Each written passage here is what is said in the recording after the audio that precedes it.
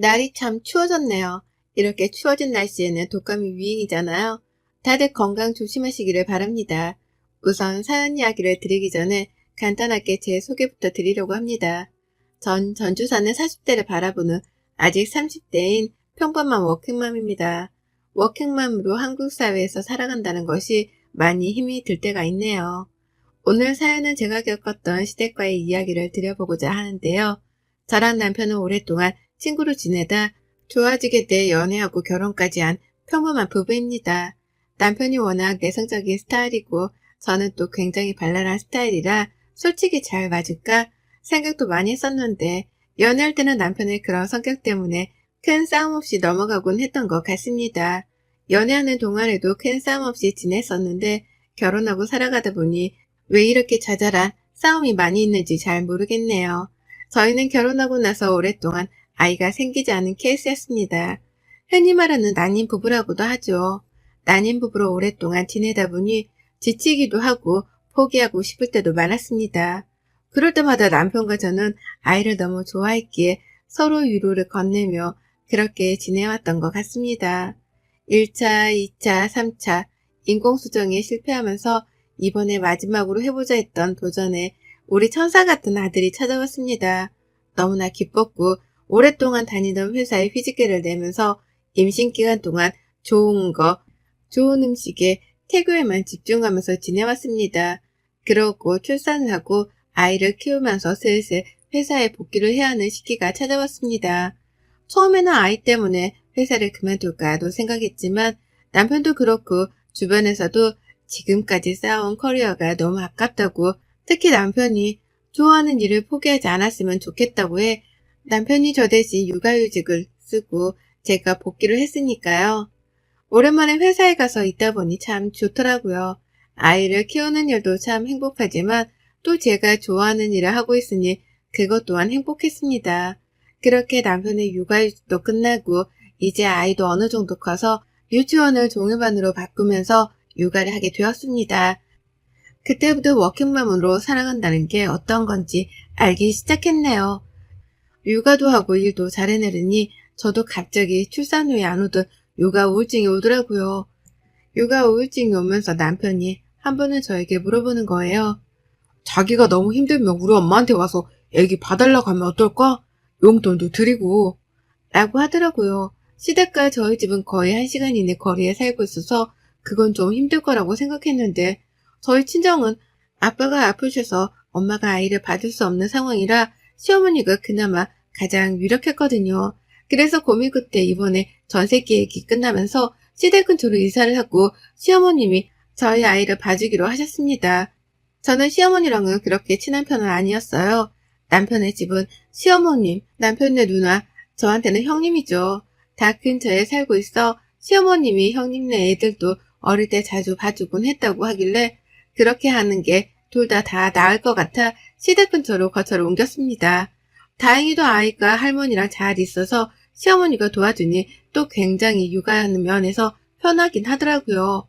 아침에 제가 아이를 유치원에 보내면 어머님이 오후에 픽업해서 간식 먹여서 학원 보내시고 학원에서 오면 씻기고 저녁까지 다 해서 먹여놓으시더라고요. 그러니까 저나 남편은 편하게 집에 와서 있을 수 있어 시댁 근처로 오길 잘했다는 생각이 들기도 하였습니다. 시댁이 어렵다는 생각을 굉장히 많이 했는데 이번 계기로 이렇게 잘 지내니까 왜 진짜 그러지 못했지? 라는 생각도 들었습니다. 그래서 소정의 용돈으로 드리던 어머님에게는 아예 살림까지 해주고 있어 거의 월급 형태로 돈을 드리게 되었습니다. 그렇게 돈을 드리면서 죄송했지만 저희 집 저녁까지 늘 챙겨주시고 저도 그럴 때마다 더욱 잘해드리려고 노력했는데요. 주말이면 어머님 모시고 나가서 쇼핑이나 외식도 늘 같이 했고요.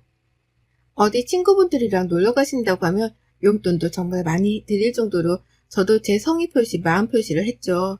또 형님도 아이가 둘이 있는데 초등학생들이라 저희 아이와 굉장히 잘 놀아주기도 하고 그러길래 저는 모든 게 지금 다 완벽하다고 생각했던 것 같습니다. 그리고 어머님이 저희 아이를 봐주신 지 한 1년이 다 되어갈 때였을까요? 제가 친정아빠가 아프셔서 남편이랑 며칠 갔다 와야 하는 상황에서 시어머님이 아이를 데리고 며칠 계셔주셨는데 와서 보니 집이 엉망진창이더라고요. 아이는 멍하니 TV만 보고 있고요. 그래서 이럴 일이 없는데 왜 그러지 싶어 여쭤봤더니 몸이 편찮으셔서 그랬다고 하시더라고요. 그래서 괜히 다녀왔구나 싶어가지고 죄송했습니다. 너무 죄송해서 어머님께 요새 몸이 많이 안 좋으신 것 같아서 보약을 한 채 지어드린다고 했어요. 그리고는 한의원에 가서 보약을 정말 좋은 약재로 해서 지어드리기도 했습니다. 근데 그때부터 이게 저의 괜한 생각이었을까요? 생전 잘 안 아프던 아이는 한 달에도 몇 번씩 감기에 걸리고 몸이 많이 약해졌더라고요. 그리고 영유아 검진 날이라 검진을 했는데 작년에는 또래에 비해 큰 편이라고 했는데 이번 년에는 작년보다 성장이 잘 되고 있지 않다는 말을 들으니 어머님이 밥도 잘 해주실 텐데 얘가 밥을 잘 안 먹나 싶어가지고 어머님께 여쭤봤어요. 어머님, 저희 애기 혹시 밥 요새 잘 안 먹나요? 아니, 밥 2그릇씩 싹싹 먹지. 근데 영유아 검진 갔는데 성장이 좀 더디다고 그래서 걱정이 되네요. 아, 그랬니? 더 식단에 신경 써야겠다. 감사합니다. 그 뒤로도 아이가 조금씩 미세하게 달라졌다는 생각이 들었습니다. 하지만 아이들이 커가면서 성장은 어느 정도로 멈출 수도 있다고 하니까 너무 조급하게 생각하지 말자라고 생각했죠. 주말에는 아이의 키와 체중을 더 높이기 위해서 고기부터 아이가 먹고 싶은 음식이나 간식들은 꽉꽉 냉장고에 채워두고 어머님께 일주일에 몇 번씩은 꼭 고기랑 야채 같이 주셨으면 좋겠다고 부탁까지 간곡히 드렸습니다. 그리고 나서도 어머님께 드리는 생활비 이외에도 제가 다 따로 음식 재료들은 사서 넣어드렸는데요. 또 독감 맞을 때 저는 병원에 전화해서 웬만하면 수일선으로 돈 주고 맞추려고 생각해서 이번에도 소아과에 전화를 다 돌린 후에 맞고 싶은 독감이 있어 이걸로 꼭 맞춰달라고 하고 돈도 따로 챙겨서 드렸습니다. 아이가 예민한 편이라 접종하고 나면 꼭 열이 나는데 그 백신 약은 열이 안 나서 꼭 그 백신 약으로 맞추려고 하거든요. 그리고 백신을 맞추고 나서 저녁에 아이에게서 갑자기 열이 펄펄 나는 거예요. 너무 걱정이 돼서 왜 매번 맞는 약으로 했는데 그랬을까? 어머님께 여쭤보니 똑같은 약이고 적어준 대로 했다고 하시길래 저는 당연히 그런 줄 알았습니다. 아이가 자꾸만 잔병치레도 많아지고 그래서 회사에 양해를 구한 후 한 보름 정도 연차와 월차를 끌어다가 다 쓰고 쉬기로 했습니다.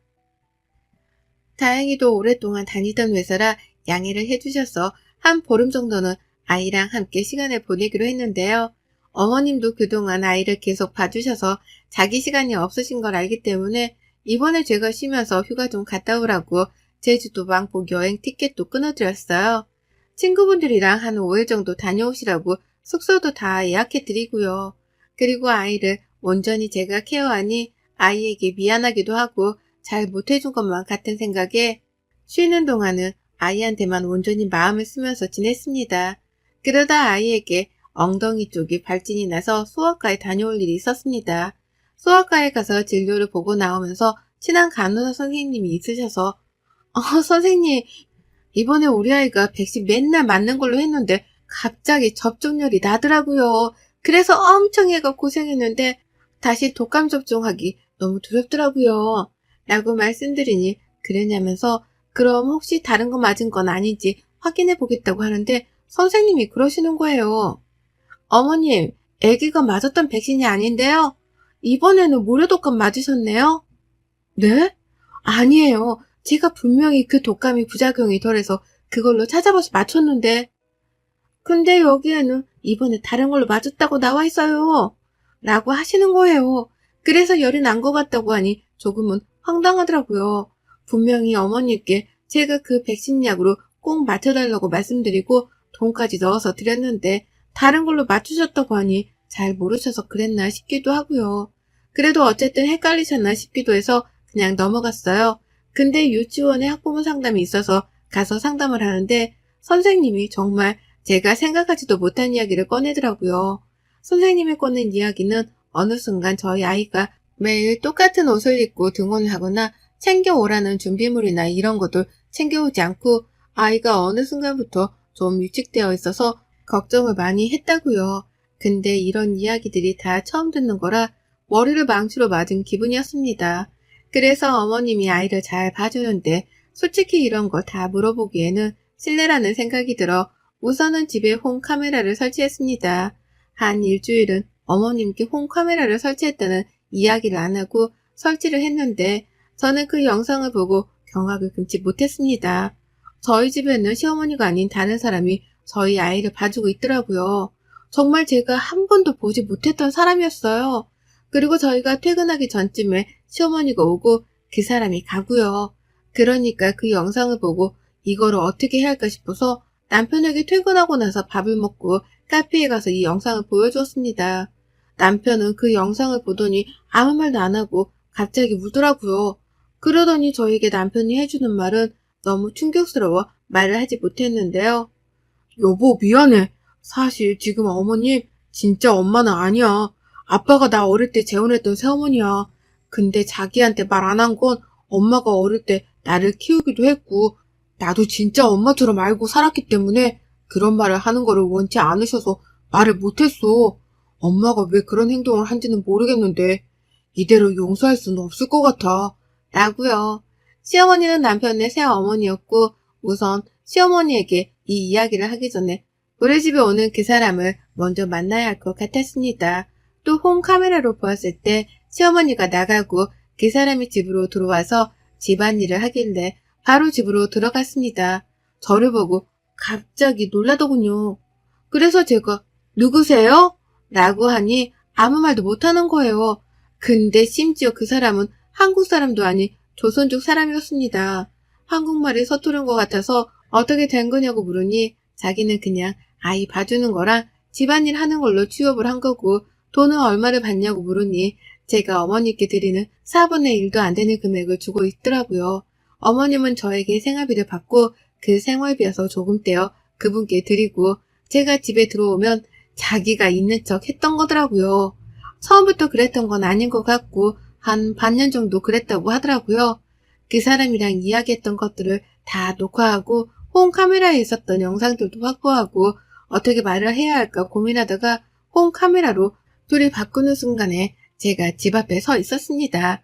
시어머니는 놀라 저보고 언제 왔냐고 말하길래 자기가 아파서 아이를 봐줘야 하는데 못 그래서 친구에게 잠깐 부탁을 했다는 변명을 하시길래 알겠다고 하고 우선 그분은 보내고 거실에 앉아 그분과 대화한 녹음 내용들과 영상들을 제가 다 보여드렸습니다. 처음에는 계속 변명만 하시더니 그 영상과 내용들을 보니 갑자기 눈물을 뚝뚝 흘리시더라고요. 아니 그게 아니라 내가 너무 몸이 안 좋은데 애는 봐야 하고 그러다 보니 나도 모르게 몇 개월만 사람을 쓰면 좋겠다 싶어서 그랬는데 너무 미안하구나. 정말 면목이 없구나.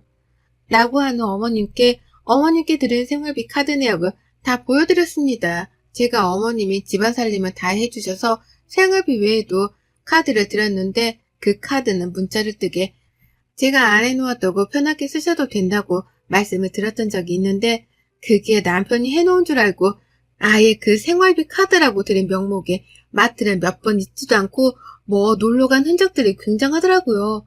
백화점, 마사지샵, 고급 일식집 뭐 등등 카드는 어머님 혼자 쓰셨는데 거의 이번 달은 400만 원 가까이 나왔으니까요. 그걸 보여드리니 뭐 할 말이 없으신지 이제는 적반하장으로 나오시는 거예요. 아들이나 며느리가 그거 해줄 수도 있지 뭘 그러냐면서 너 왜 이렇게 깐깐하게 구냐고 그러시더라고요. 그래서 제가 오히려 되물었어요. 어머님, 제가 아이 독감 맞춰달라고 10만 원 봉투에 넣어서 드렸는데 아이는 무료 독감 맞추셨던데 그럼 그 돈은 또 어디에 쓰셨어요? 라고 물으니 얼굴이 빨갛게 변하시는 거예요. 그러면서 막 남편이 들어오니까 울면서 며느리가 나한테 저러더라. 너 어떻게 생각하느냐 하면서 가길래 남편이 어머님 손을 딱 뿌리치고 서류들을 막 던지더라고요. 어머님 얼굴 앞에요. 여기서 엄마라는 말 한마디만 더 했다가는 정말 가만히 안 놔둘 테니 알아서 해요. 이 서류들 지금 보세요. 그 서류들을 저도 보는데 남편네 저희 시아버지죠. 시아버지가 남편 앞으로 결혼할 때 거기서 살라고 해두신 게 있었는데 돌아가실 때 그 이야기를 시어머니가 듣고 남편 앞이 아닌 자기 앞으로 해놔서 거기에서 월세 받아서 쓰고 있었더라고요. 남편한테 아무 말도 없고요. 그러니까 남편이 어느 정도 짐작은 했는데 그래도 그것도 다시 찾아오려고 소송을 걸고 아버님이 그거에 대해서 쓰고 가신 게 있었는데 아프실 때 명의를 시어머니가 몰래 변경해 놓은 그런 것도 포착되어서 변호사 선임해서 소송할 거라고 이야기하더라고요. 그때서야 그 시어머니는 자기의 상황을 인지했는지는 모르겠지만 미안하다고 니네가 다 크면 주려고 했다. 이런 말도 안 되는 소리를 했지만 남편은 정말 처음으로 시어머니에게 소리를 고래고래 지르면서 말도 안 되는 소리 하지 마시고 지금까지 월세 받은 돈 다 토해내고 저희한테 생활비 받아간 거 6개월치도 다 토해내셔라. 사기죄로 들어가서 남은 인생 감방 사시려고 생각하시는 거 아니라면 제가 이야기했던 것들 다 지켜서 하라면서 빼곡하게 적어서 주더라고요. 시어머니는 어떻게 이럴 수 있냐면서 막 난리치고 남편은 더 이상 한마디만 더 하면 남아있던 정도 정말 없어질 것 같으니 준비 다 되시면 말씀하셔라 라고 했습니다. 그 뒤로 시어머니는 저에게도 전화와서 설득하라고 문자도 보내셨지만 다 씻고 남편 앞으로 있었던 아파트 명의는 남편으로 바꾸고 월세 받은 돈은 지금 없다며 배째라는 식이네요. 그래서 결국에는 변호사 선임해서 소송으로 가기로 했어요. 몇 달 정도를 소송한 결과 남편 쪽이 더 유리해 승소했고 시어머니라고 하고 싶지도 않네요. 근데 소송하면서 나오는 것들은 지금까지는 아무것도 아닌 일들이 많았습니다. 시어머니는 재혼해서 아버님 몰래 자기 앞으로 해놓은 것도 많았고 심지어 자기 딸 앞으로도 명의 변경해놓은 것도 나왔어요. 아버님이 아플 때 다 자기가 몰래 그렇게 진행시킨 것들이 많았더라고요. 그때는 남편이 어려서 그런 거 잘 몰랐는데 커가니까 어느 정도 알 때쯤 의심은 했지만 그래도 자기를 키워준 사람이었기에 참고 살아야겠다고 생각했지만 이번 아이 일로 지금까지 쌓아둔 것들이 커져서 이렇게까지 하게 되었던 것 같네요. 시어머니는 정말 빈털터리로 쫓겨나게 되었고 지금은 그 자기 딸네 가 있는 걸로 알고 있어요. 자기는 돈 못 준다고 뱉으라는 식인데 그렇게 되면 나중에 문제가 더 커질 거라고 생각해서 그런지 선처를 바란다는데 남편과 저는 선처해줄 생각이 없어서요. 남편과의 일이 어느 정도 마무리되고 시아버지 납골당에 다녀왔어요. 남편은 한참을 그 앞에 서서 눈물을 훔치더라고요. 그리고는 자기를 낳아준 엄마를 한번 꼭 만나고 싶다고 저에게 이야기하길래 저는 당신이 괜찮으면 한번 꼭 찾아보라고 해서 이번에 수소문 끝에 남편은 이제 정말 친어머니를 만나게 되었습니다. 저는 안 나가고 남편만 갔다 왔는데 시아버지가 젊은 적에 바람이 나서 새어머니를 만난 거였습니다. 그래서 아이만이라도 자기가 키우겠다고 했는데 시아버지가 그건 절대 안 된다고 해. 그때는 어머님이 힘도 없고 돈도 없어서 데려오지 못해서 늘 몰래 가서 남편을 보고 왔다고 했나봐요. 그러다가 그 새 시어머니가 남편네 친어머니한테 다시 찾아오지 말라고 그게 더 아이한테 상처 주는 일이라고 해서 그 다음부터는 보고 싶은 마음도 남편을 위해 늘 안고 사셨다고요. 그리고 더 놀라운 사실은 저희 결혼식에 오셨대요. 잠깐이었지만 결혼한다는 소식을 듣고 안 올 수가 없어서 어두울 때 보고 가셨다고 하시더라고요. 얼마나 마음이 아프셨을까요? 남편은 그 과거를 다 알고 나니 엄마를 부둥켜 안고 한참 울었다고 하더라고요. 저희 남편 참 불쌍한 인생을 살았네요. 이번에 저도 정말 시어머니를 만나 아이와 남편과 함께 배웠는데요. 한눈에 봐도 어머님과 남편이 닮아있는 게 보여서 정말 울컥했네요. 저희 아이를 보고 어머님은 너무 예쁘다고 이런 시간이 올 줄 몰랐다고 하시는데 서로 오해가 있어 먼 길을 돌고 돌아서 만난 모자의 인연이 안타깝기도 하고 이제 남편도 어머님도 행복하게 지내시길 바라는 마음에 저희 가족 이야기를 사연으로 보내보았습니다. 그럼 새엄마였던 시모는 어떻게 되었냐고요? 법원에서 이야기했던 금액 모두 상환하느라 아버님이 그 새엄마였던 시모에게 마지막으로 남겨주신 아파트까지 팔아서 받았습니다. 그래서 지금은 갈 곳이 없어 아직도 딸네 집에 얹혀 사는 것 같아요. 돈도 다 잃고 자식도 잃고 며느리도 잃었네요.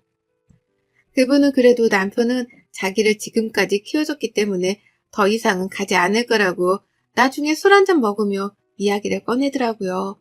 그리고 시댁 근처에 살았던 저희는 다시 원래 살던 곳으로 돌아와 새로운 삶을 시작했습니다. 이번에는 아이를 위해서 제가 회사에 휴직계를 낼 수 있어 휴직계를 내기로 했고 주말에는 남편과 시어머님과의 만남이 있어 만나서 맛있는 음식도 먹고 이번에 어머님 생신이라 처음으로 가족 다 같이 제주도에 놀러 가기로 했네요. 다시 시작하는 저희 가족에게 많은 응원을 부탁드리겠습니다. 여러분의 생각은 댓글로 남겨주세요. 오늘도 시청해주셔서 정말 감사합니다.